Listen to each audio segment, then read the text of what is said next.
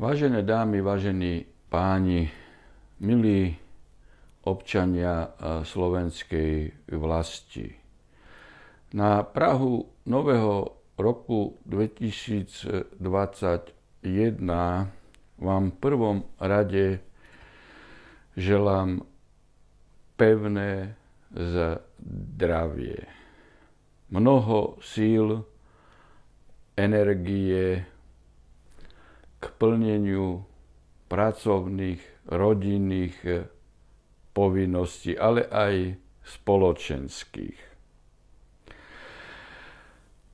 Tento rok 2021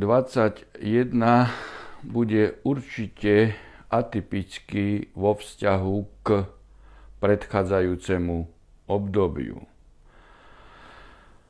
Treba si všimnúť, že nás vzhľadom na to, čo sme zažili pred pol rokom, čaká neľahké obdobie. Pokiaľ ide o ochranu našej ľudskej identity, dôstojnosti, pokiaľ ide o ochranu našich základných ľudských práv a slobôd, pokiaľ ide o ochranu našich rodín, našich blízkych, rovnako pokiaľ ide o ochranu našej identity, historičnosti a takisto aj kresťanskej minulosti. Sme v období, kedy pociťujeme totálny a frontálny útok na naše rodiny, naše tradície, takisto totálny útok na naše zdravie. Zažívame obdobie obrovskej mediálnej hystérie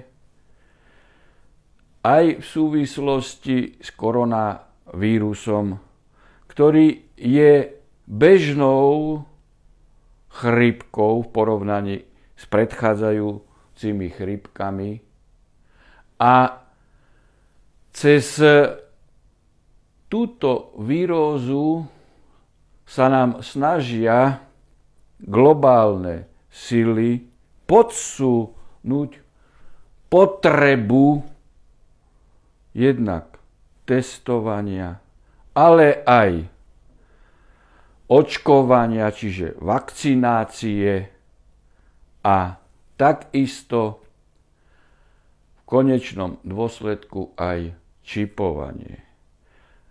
Preto pristupujte zodpovedne v súvislosti s týmito hrozbami, tak, aby ste si zachovali svoje rodiny, svojich blízkych. Zároveň nemajte strach v spojitosti s uplatňovaním svojich práv. Tí, ktorí vám hrozia stratou zamestnania alebo stratou sociálneho, nemocenského poistenia, to sú ľudia, ktorí za chvíľu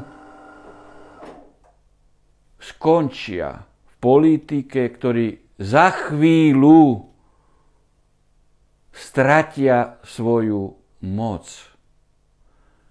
My, občania Slovenskej republiky, tu ostaneme. Skorumpovaní politici prichádzajú a odchádzajú. My tu ostaneme.